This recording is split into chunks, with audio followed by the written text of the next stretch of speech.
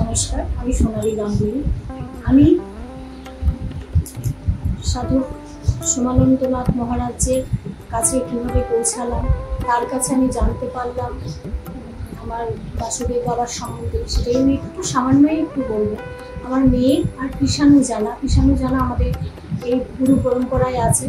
কৃষাণু জানার কাছ থেকে আমি প্রথম আমার পরম গুরুদেব সোমানন্দনাথ মহারাজের কথা শুনলাম, ইউটিউবে সার্চ করে দেখলাম। তারপরে সে আমাকে ডাকলো, আমি গেলাম। যাওয়ার পর আমার যাওয়ার আগে আমার মেয়ের প্রচণ্ড শরীর খারাপ, মানসিক দুশ্চিন্তা আমাদের প্রচণ্ড ছিল। ওনার কাছে যাওয়ার পর জানি না আমার গুরু প্রাপ্তি হলো। আমি যে কিভাবে কৃতজ্ঞতা যে আমি বলবো, আমার মুখে ভাষাই নেই।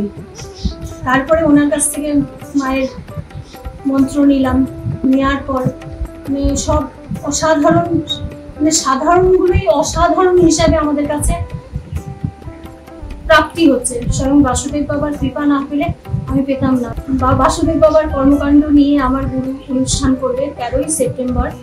আপনাদের সবাইকে অনুরোধ রইল, এসে অংশগ্রহণ করুন, দেখুন কিভাবে কি থেকে কিভাবে কি হয়ে যায়। আমার মেয়ে সম্পূর্ণ সুস্থ, স্বয়ং বাবার জন্য, আমার গুরুদেবের জন্য, তার পরম গুরু আমার বাসুদেব বাবার কৃপা সবাই পান, ধন্য হয়। নমস্কার।